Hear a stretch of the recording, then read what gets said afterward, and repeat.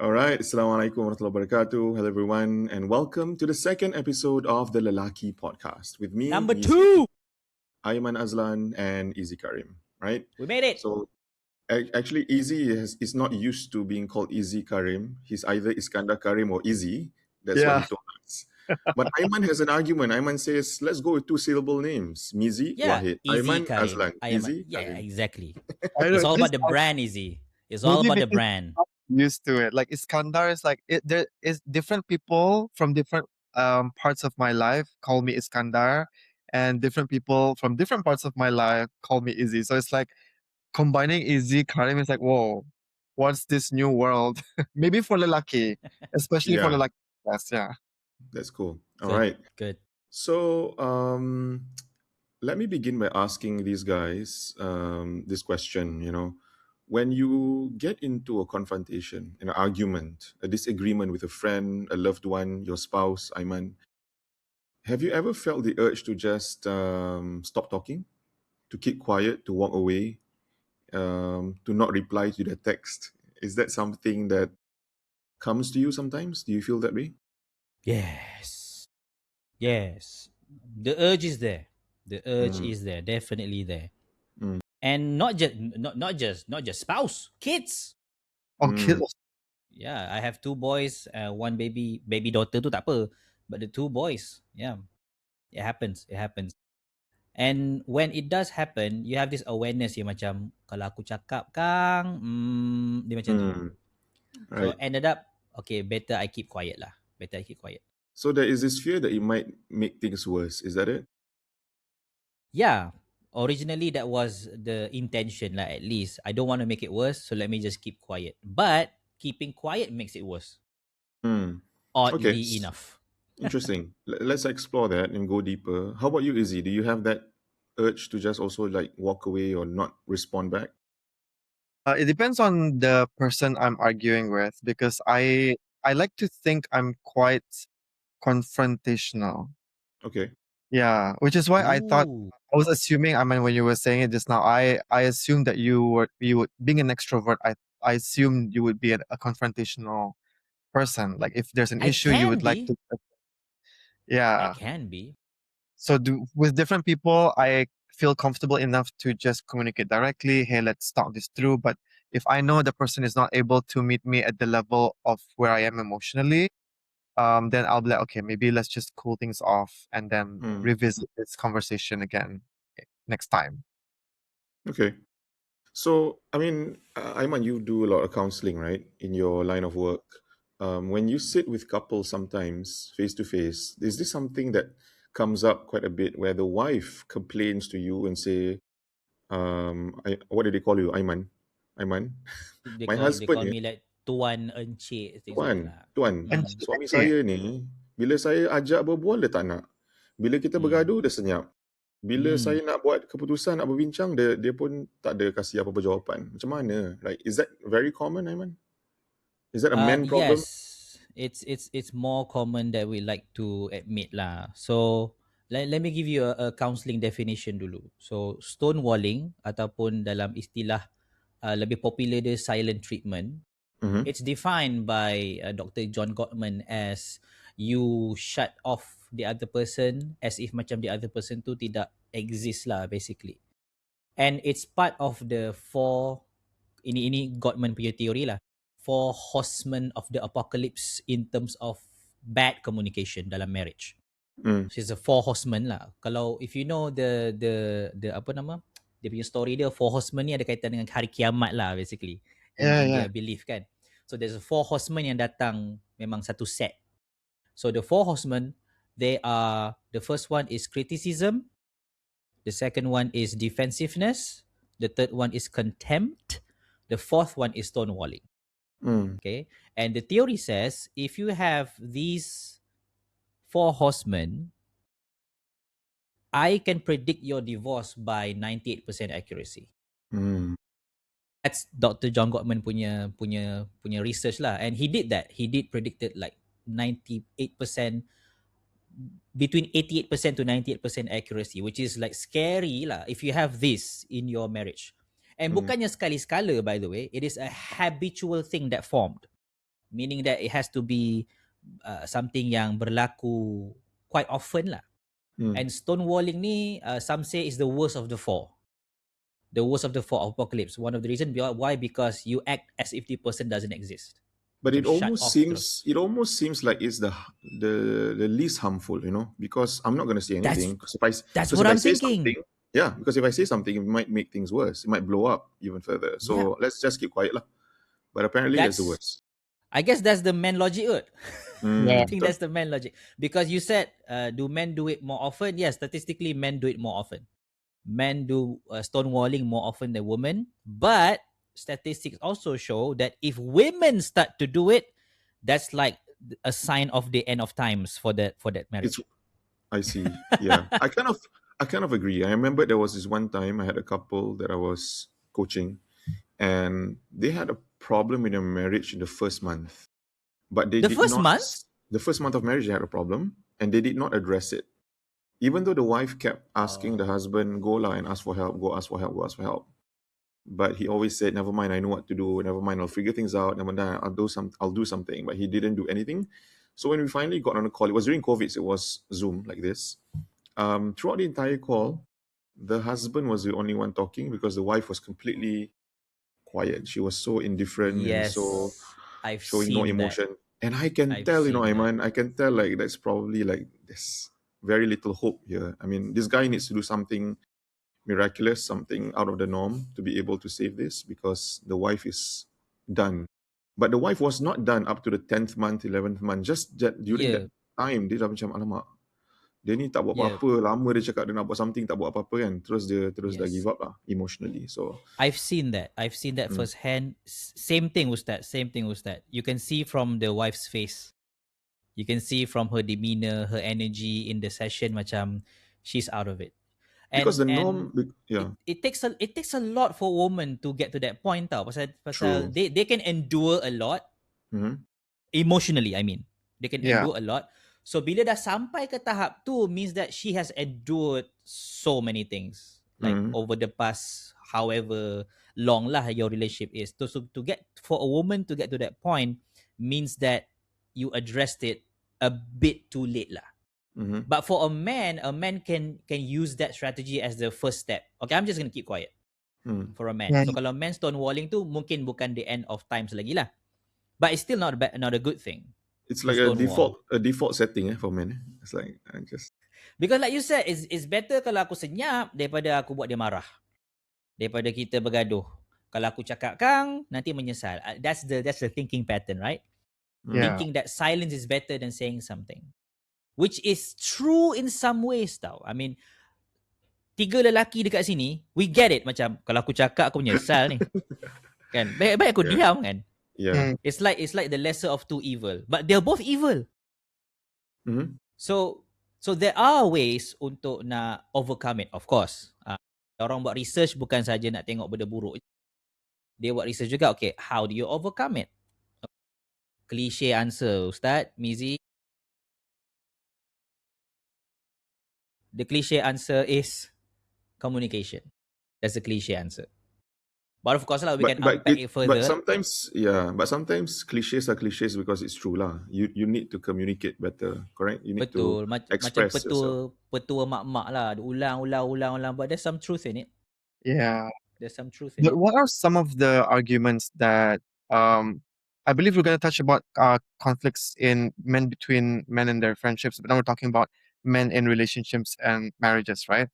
But what are some of the arguments you both face between you and your wives that make you just if I say something, like it's just gonna make things worse? Is it usually happens when you know that your wives just want to be right, or yeah, like what are some of the types of arguments that happen that makes men or you both personally go just like, you know what, I'm just gonna keep quiet? I think after a lot of deep reflections over many years of marriage, And trial and um, error. trial and error, I noticed that it's also my attitude towards the whole confrontation or argument. And the attitude is the problem. Okay, so for example, I used to keep quiet and my attitude was, what's the point? What's the point? That's actually not a good attitude to have. What's the point is meaning you give up already. You feel like there's no point going on because my wife will not get my point of view, and therefore it's better for me to just keep quiet.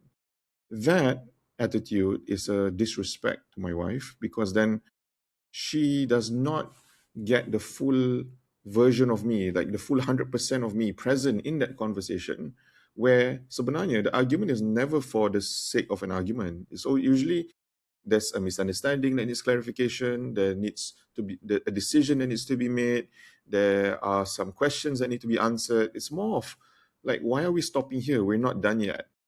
And the worst thing for women, what I've learned, is that for things to be left hanging, Yes. cliffhangers are.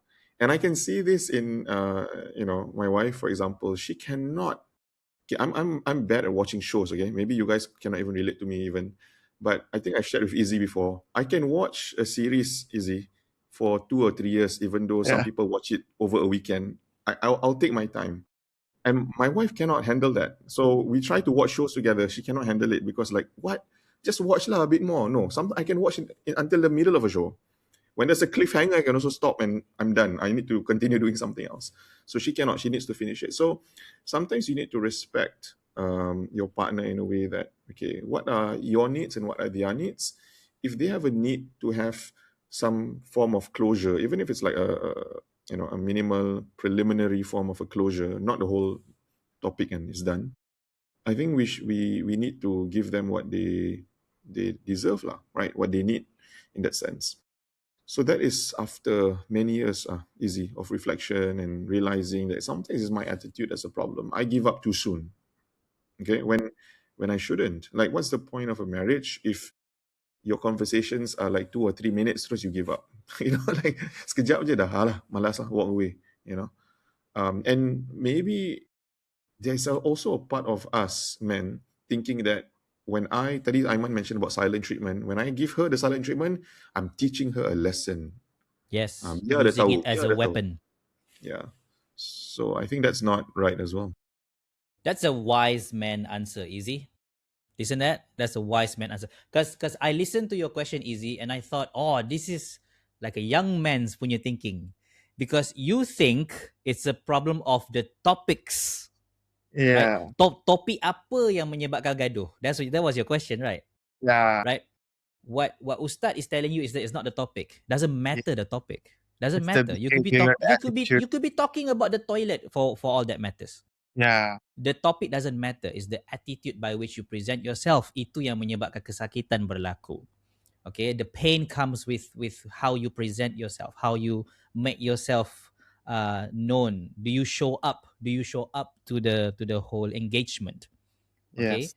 when you don't show up, i.e., you check out, that's when she feels the pain. You checked out, right? You tak engage dengan me anymore.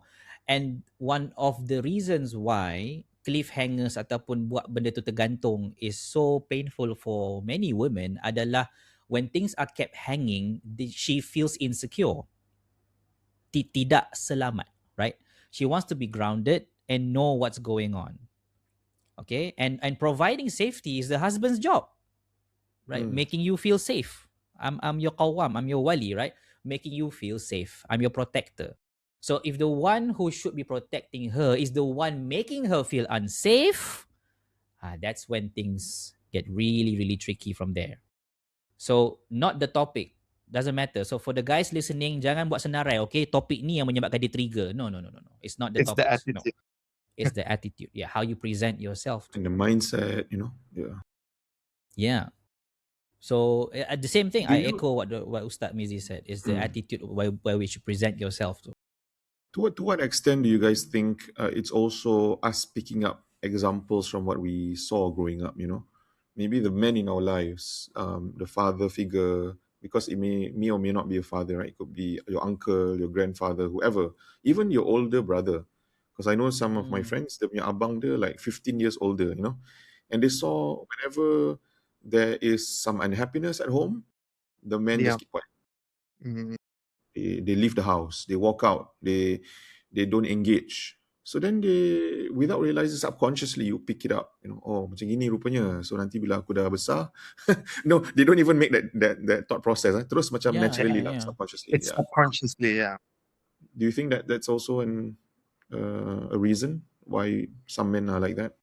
I think there's a correlation. Definitely. I grew up with 5 other men, so there's 6 of us. When we bergaduh, I mean men to men bergaduh is very straightforward lah. You tak puas hati, tumbuk je lah kan. So like brothers lah, brothers, right? When but, words but fail to speak, let your fist do the talking. right? Because I think there is a psychologist who talked about this. Like when men engage in apa nama scuffle atau gaduh with other men, it's clear what are the terms of the apa nama of the engagement. So like we can talk, we can argue, debate ke apa ke, and then we know if it goes south, it ends in a fight, fist fight. That's the end result kalau kita tak boleh nak cakap elok-elok. We know it. And men dengan men, dia prepare lah. There's a possibility of a fist fight, I'm going to prepare. But with a woman, it's different. I cannot prepare for a fist fight with you, right? Mm-hmm. I'm taught not to hit women. Mm. So this psychologist, what's his name? Dr. Jordan Peterson, that's his name. With a woman, like men don't have that clear boundary dengan woman. Like kalau men dengan men, I know at worst it ends in a fist fight. At worst. With a woman, I can't end it with a fist fight. It's gonna be abuse. So where does it end? So that's why like you can see sometimes maybe ada video online ke apa ke kan, woman can bash the guy macam ba, and the guy macam ambil je. Senyap je. Tahan je. Because he knows he can't Yeah. go All the way. across the border and all the way. Mm. So the terms of engagement, like because women and women, they lain sikit. It's not the same. Mm. Mm. And picking up from environment cue juga penting, Ustaz. Like what Ustaz says. From your family maybe, from your siblings maybe, from whoever you look up to lah. You nampak yang macam ni cara dia handle conflict. So aku pun nak guna cara yang sama. But of course Ustaz is subconscious. Benda ni bukannya kita Yeah, bukan kita pilih, bukan decide. kita, yes, I want to be like this when I'm with, Exactly. And oddly enough, in some of my counselling sessions, the client cakap yang saya ingat bapak saya buat macam tu. Dan saya ingat saya tak nak jadi macam tu, tapi jadi juga. Yeah. That's the funny Right? thing I realize with some people, right? When they, let's say, they despise their father, they really hate their father because of how their father treated their mother. Tetapi, tak perasan, they actually pick up also some of the father's qualities. Just because you hate the figure does not mean you discard everything about them. Exactly. You still absorb a bit of whatever their behavior, their words, their energy. Yeah, so you have to be careful. I always believe, and I think I wrote this in my book, kalau ada bahasa Melayu dia macam apa tu, sayang berpada-pada, benci jangan terlalu sangat, something along those lines. Yeah, so there always needs to be a limit in terms of how much you hate, because sometimes when you hate someone so much, you think you will not ever follow in their footsteps. Suddenly you find yourself doing exactly what they used to do. So you just have to be careful. Yeah. You can only become what you refer to, and your reference point all throughout your like upbringing kan are the people around you, and the main people there are your parents lah, or whoever who's taking care of you lah. That's your main reference. So even if you don't like that person, that reference, it's still your reference. So just be wary of that and understand that maybe at a subconscious level, I am taking on some of the qualities of these references that I hate, which is why, choosing the right environment is so key. Some people say, I don't need good friends. I know how to make my own good decision. I am my own man. I'm a lone wolf. It doesn't work like that, right? You will, in some form or another, even if it's like a very tiny bit, you will absorb some of the surroundings that you chose to be in. The tricky part is you don't choose your family. That's the tricky part. So for your family, Yeah. you don't choose them, but you choose which part of them you want to carry forward. So is it the stonewalling part you want to carry forward? You decide. And you cannot say macam, Dah aku macam ni, nak buat macam mana? Terima je lah. It doesn't work in a I marriage. see that happening a lot, you know. Easy. Do you see this people saying nowadays as take me as I am, you know, take it or leave it, you know, Yeah. I am as I am. I feel I like when again, it relates back to our conversation the last episode where there's so many, these people going online and giving all this advice. Like if they don't accept you for who you are, then they're not, they don't love you. They're not the right one for you. Leave them. Leave them. But what if you are in actual, objectively not a good person? So there's Mhm. something you need to do there. Like you Yeah. can't expect people to just be okay with who you are. If you're still wounded, if there's still trauma there, like you need to make sure that you do your inner work, you know. I have a question for you both. Wait, Ustaz, do you want to say something? No, in some of my events, because that's a good point that you brought up there, where people ask questions about, oh, my family member is toxic, my friend is toxic, my ex is toxic, whatever. Sometimes I just have to ask them that question of, have you ever thought that perhaps there is also some of that toxicity in you? Like maybe you are also part of the problem? It's not a fun reflection to do, right? No. And to accept that reality, but perhaps there is some truth to it too, you know? Yeah. If you say that everyone around you is toxic, then sometimes the world is just reflecting a bit of who you are, what you put out Mm. into the world, you know. So yeah, that's why in Islam it's always lots of muhasabah is very important. Mm. Wait, And let's you have just to be... Oh yeah, go apa? ahead. Easy, you had a question. Yeah, wait, muhasabah. Let's like explain what that is in case people It's like me. it's like a self introspection. Okay. Yeah, All right. Sorry, I mean, before we move on to the next question, I just want to ask because earlier on you said sometimes, obviously, most of the time, stonewalling is very detrimental to not just the person doing the stonewalling, but also to the person on the receiving end, right? And also both lah. Mm. But you Mm. also said there are times when it's actually effective. So what are the examples of that when we just decide to stay quiet and Excellent it works question. out? Yeah.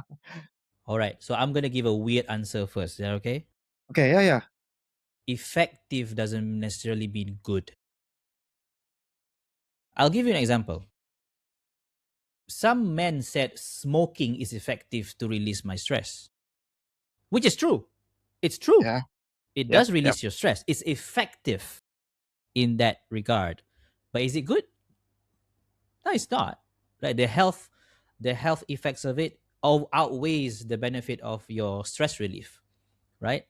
And plus, Ustaz Mizi can talk more about it. It's haram, by apa, majority of the ulama, right? Is So let's not talk about effectiveness in that sense first. So let's step back a bit and talk about, okay, it is effective in the sense that you don't hit your wife, so that's effective. In your brain, you think that I avoided that, right? But the other side of the coin, speaking about my book, the other side of the coin is that the pain caused by the silence is probably the one that you don't see. So why the stonewalling part of the four horsemen? Pasal four horsemen ni kira teruk lah. Why is it part of it? If it's so mm, effective, why is it a part of the four horsemen? Based on the research by Dr. John Gottman, it is because when you stonewall your partner, you're essentially leaving her behind, cutting her off, divorcing her without divorcing her. Do you hear me? Do you hear my language? Yeah, that's why it hurts. And I had this one case. I could never forget this case. This woman has been stonewalled by her husband for more than a year. For more than a year. So they didn't have any like husband wife conversation. More than a year. living in the same Okay. house, Living in the same house with kids, apa semua tu. So they're crazy. essentially housemates. Housemates Mm. and roommates. Right? Just yeah. tanya, makan dah siap belum? Okay. Anak dah ambil dah? Dah ambil dah. Alright. Nah, ni duit untuk beli barang pasar. That's it. That's it. So that's a stonewalling. I cut you off. And I could go further into it. Why is it so painful for the receiver to be cut off? In Japan, there's an epidemic of loneliness. You can Google Mm-hmm. it. Yeah. Epidemic of Mm. loneliness. And they study loneliness ni apa. Loneliness ni bukannya you duduk sorang-sorang. Like I'm alone in this room right now, but I'm not lonely. Loneliness is lack of connection. That's where loneliness come from. Alone means alone in a room, physically alone. So loneliness is a feeling, alone is a physical state. I am alone.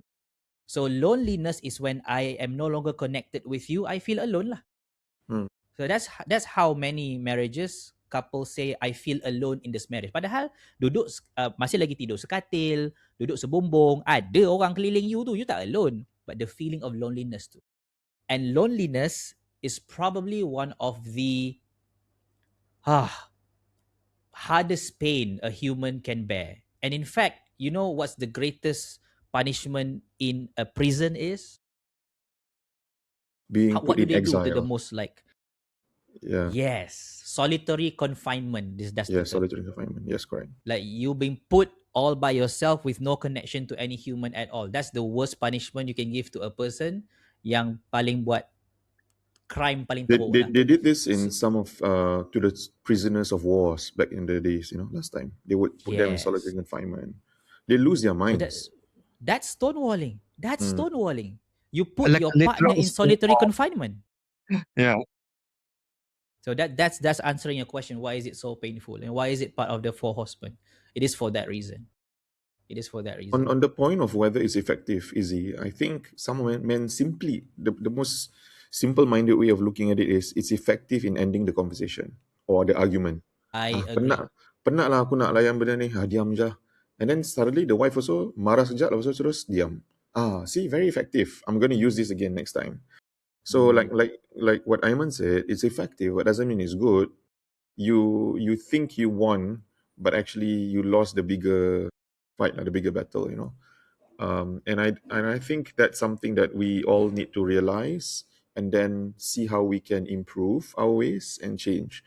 So I think it's perfectly fine, right, to make a request and say, dear, I think right now we're a bit heated. Is it okay we take a 5-10 minute break? Let me cool down a bit. Then, because I notice we are both raising our voices because I fear I might say something bad. And when it comes to a genuine reason, Ayman and Izzy, for a man to not continue, because there are times when a man says the big word, right? The talak, the divorce, aku ceraikan kau. Like, that's the worst lah. And it has happened, right? Just because he felt that he was, what's the word, macam pushed to the wall lah. Macam, Corner lah, push to the corner. and like I don't have anything else to say, ada geram sangat, tak tahu apa lagi nak cakap, semua tak jalan, semua dia tak faham, just lepas saja. And so sometimes there is some good to it as well. Like macam, if I say it, I think the next thing that comes out might be something along those lines, right? Maybe something like, I don't ever want to see you again. Okay. So we have to be aware of the reasons as to why we are keeping quiet. And then you make istighfar, you selawat, you take wudu, sometimes even solat sunat sekejap, 2 rakaat, and then when you're ready, you come back to have an adult conversation with each other so that we don't prolong this silent treatment that we are giving each other lah. Yeah. That's excellent. You know what? What Ustad said is exactly the treatment for stonewalling, actually. What Ustad just said. Because I wanted to end the conversation with, okay, what's the solution? Kerana lelaki mendengar macam, okay, aku dah dengar cukup dah, give me something. Yes. So let's give them something. All right, there is a light at the end of the tunnel, and what Ustad Mizi just said is the right prescription, and that is to practice a signal that both of you can agree on that we are overwhelmed. Because what happened, if you look at the biology at the time of stonewalling too, what happened is what psychologists call emotional flooding. Dibanjiri emosi, like you are flooded. And when your house, tak tahulah, dekat Brunei dengan Singapore ada banjir. Ada ke? Yeah. Not Every quite, year. right? Okay. Not really. Every year, right? Okay. So in Malaysia we have banjir every year as well. And my house, waktu I grew up, pernah kena banjir. So when you are in a banjir situation, what is the thought process waktu tu? Survival, correct? It's survival. You tak fikir waktu tengah banjir tu, World Cup siapa menang? You tak fikir. That's not part of your thought process. Fikir survival, survival, survival. And itu yang keluarnya, Ustaz, kita nak tamatkan cepat. I will say anything just to end this conversation because I am flooded right now. Okay, it's fight or flight. Okay, and scientists can even check if your beats per minute, your heart rate, BPM tu, is 100 or above. That's you being emotionally flooded. So it's scientifically proven lah. Even we can check it. So the way to do it is to practice a signal. So macam Ustaz kata lah, I think we're too heated right now. Practice the signal. Ataupun kalau tak boleh cakap, you do like an actual signal macam ni ke, time out signal ke, ataupun practice a safe word. Right, when we're both too flooded, maybe the safe word adalah Bazinga. Bazinga, whatever. Pineapple, unicorn, whatever lah. Okay, and then you both understood. Oh, he said that word means that okay, it's too much. Yeah. If the word is fun, if the word is a funny word, it would help actually. It might help. Yeah. Exactly. So you can discuss with your partner. Siap-siap. Okay, bila kita tengah heated kan, I'm gonna say the word, I don't know, sugarcane or something like that lah. Okay, and then dua-dua faham. Okay, and kita ada agreement when that word is said, everybody kena pause. And Ustaz said, pause kejap and come back.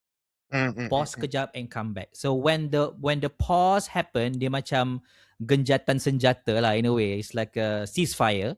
Okay, untuk masa bertenang. So you go your way, she goes her way, you do something to calm yourself down. Solat 2 rakaat, ambil wudu, jalan-jalan sekejap and so on and so forth. I don't recommend go out for a smoke lah, okay? Even though it's effective, probably not healthy. Probably not healthy. So something is effective doesn't mean you have to do it all the time. Okay, probably have to substitute with something else. So this is the substitute that we're trying to teach. And after dah calm down, you come back. So this is the key. The coming back part is actually the one yang healing for the person yang kena stonewall. Yeah. Because she knows, or sometimes he knows, kalau he yang kena stonewall, is that you're never going to leave me. You're going to come back. So that exercise will actually reverse the effect of stonewalling. Instead of being disconnected, you're kind of really more connected. Yeah. So that's how you do it. It's not easy, but it's possible. I want to help our listeners understand what actually goes through a man's head when they are being quiet, especially in those moments. You know, can you guys help to elaborate? Like easy, when you are quiet, when you're done talking, like what's going through your head? Are you processing, or are you just, pressing the off button? I just need to not think about anything right now. Don't disturb me. Or is it filled with rage and anger? Are you justifying, saying something back? I don't know. What's really going on in a man's head?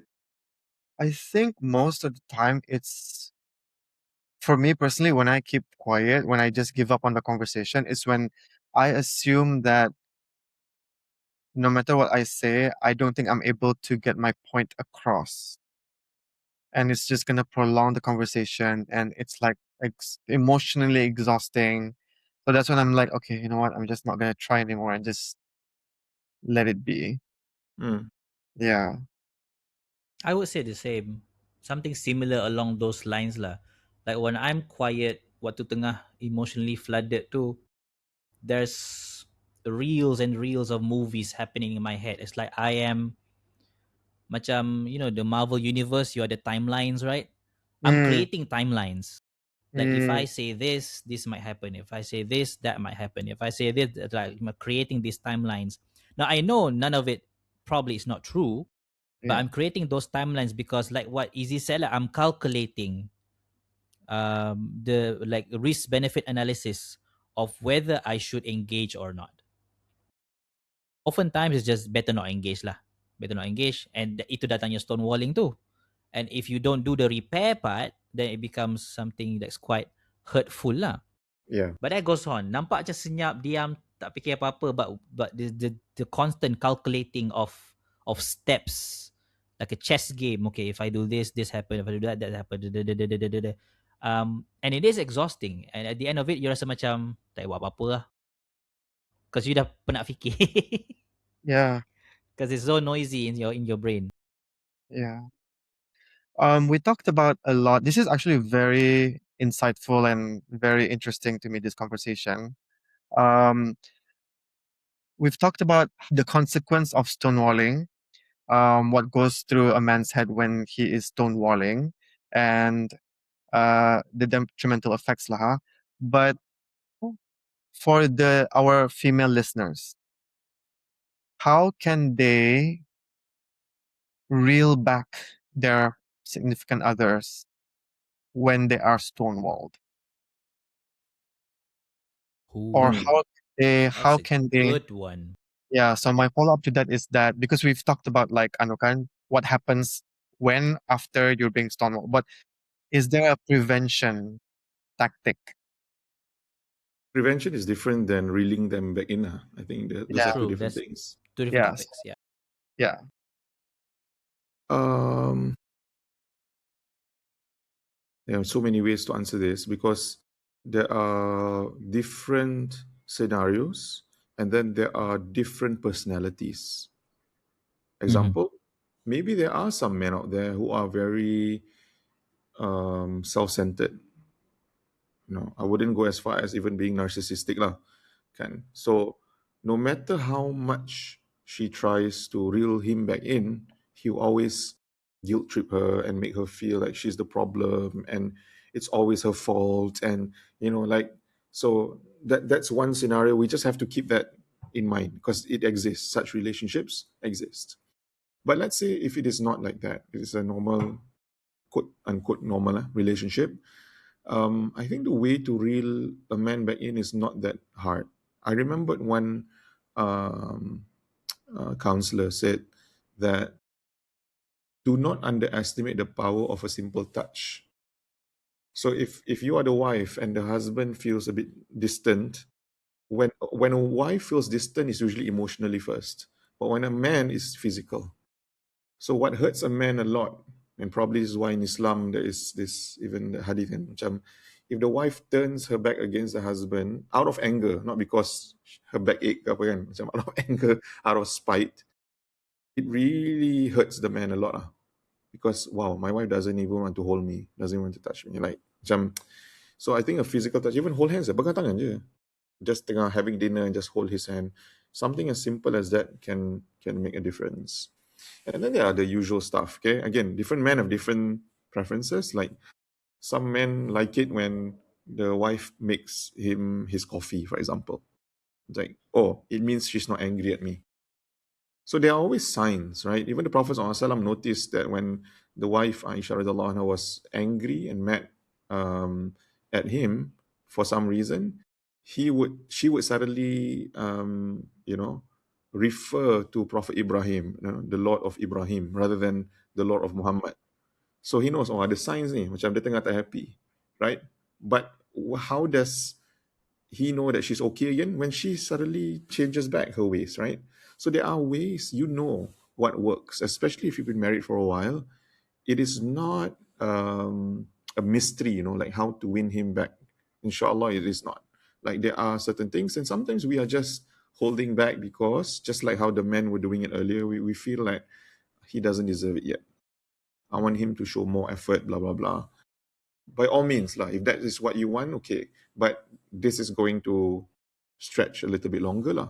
Like this, Mm-hmm. you not talking to each other, and so on and so forth. So there's nothing big or grand that I just suggested. Everything are very simple things, like praising, thanking him. These small little things can sometimes work. I don't know, Ayman? Yeah. I think I echo the same sentiment lah. The first thing is to know your man lah. Know your man. Just because we have 3 men here doesn't mean we know all men macam mana, right? Some things too, yeah, generally all men sama, but there are many things that it's an individual uniqueness. So you have to know your man. The same way, if there's a man talking about his wife, I would say know your woman, know your wife macam mana. Don't try to like help me figure out all women. Good luck lah with that. Hmm. Good luck with that. So just know your person, the one in front of you. Dia tu macam mana, personality-nya, cara nak cakap dengan dia the best way macam mana, and so on. Cara nak pujuk hati dia macam mana. It takes time. It takes Yeah. time. So once you know that, you know how to pikat dia, pujuk dia dan sebagainya. And you cannot share these tips all around thinking that, oh, this works for me is gonna work for you. That's true. Mm. Okay, so know your person lah. That's the one. The second thing is more of a counselor answer, would be don't just talk when things are heated. Oftentimes I hear, husband and wife, they only have conversation bila nak gaduh je. Mm. Like conversation means gaduh. Yeah. Like we only talk bila ada benda tak puas hati. That's when we talk.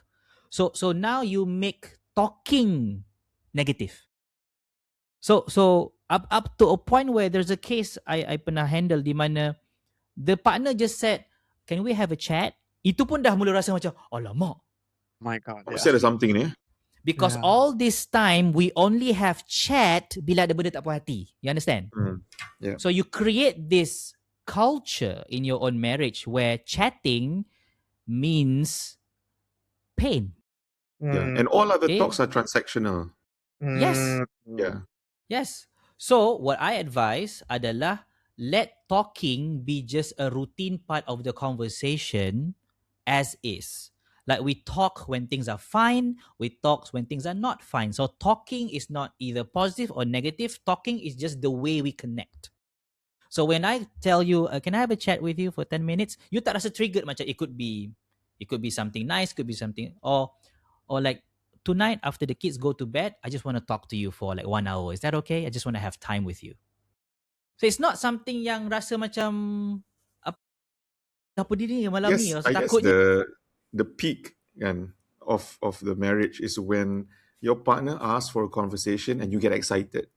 Like Mm. then the opposite. Macam, bestnya my partner wants to talk. Jom lah, let's chat. I think that is the peak of marriage lah. I wholeheartedly agree, because spending time with you is a gift. So Yeah. kalau when I get that chance tu, you rasa macam berbunga-bunga lah. So that doesn't happen automatically. You have to make that a habit. So when you tengah duk tenang, everything's fine, that's the time to talk about, when you're angry kan, what are some of the things that you're expected from me? Yes. Kita sembang waktu tengah tenang. Waktu tu juga dia boleh fikir, waktu saya marah usually kalau saya marah saya style macam ni. Tell me more about it.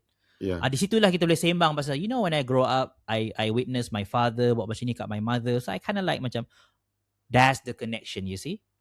And waktu tu jugalah kita bagi tahu, okay, the next time, let's say lah kan, sayang, dia gaduh-gaduh ke apa ke, I just want to let you know, right now, I will still love you either way. Okay, waktu bergaduh pun, I still love you. Okay, but it's just the emotion, the heatedness. I just want you to know right now, okay? If face to face, I still love you no matter what. But bila bergaduh tu, how about we agree that our safe word is Singapore, and then we both agree to take 20 minutes off. Yeah. Waktu tenang tu kita bincang. Yeah, completely agree. So that's how you like prevent it from happening. Not the gaduh. The gaduh will happen, but you prevent the bad effects of stonewalling from happening. Yeah, correct. So This just is now the I part where wanted to. not a lot of people do. Yeah, I wanted to say the same when Izzy asked about prevention. I don't think you can possibly prevent every single argument from happening or prevent stonewalling, because sometimes it's just your reflex, sudah terbiasa. But the fixing and the coming back, the having real conversations and both parties are calm, these are the things that we can all work on. And then, like I said earlier, like how about we get excited when our partner says, let's have a chat, let's have a talk. But sometimes it's just the phrasing. Let's have a chat, dear. Lain dengan Izzy, I think we need to talk. Macam lain aja. Betul. Alamak, am I in trouble? Izzy cakap. Come to the principal's office. Yeah. Okay, guys. So I think, Alhamdulillah, we had a really good chat on this topic. We want to invite our listeners, if you guys have any questions, you can visit our website. Actually, we have a website called lelakipodcast.com. There's actually a form there where you can drop in questions. And we would like to consider looking into some of those questions and answering them in our future episodes, inshallah. Right? So thank you once again for listening in to today's episode about why men go silent. And if you love this, please share this around. Please share this on your socials. Follow us on our Instagram, our YouTube, and our Spotify. All right. So thank you so much once again. Till the next episode. Take care and stay awesome. Lelaki Podcast out. Thank you. Bye bye. Assalamualaikum.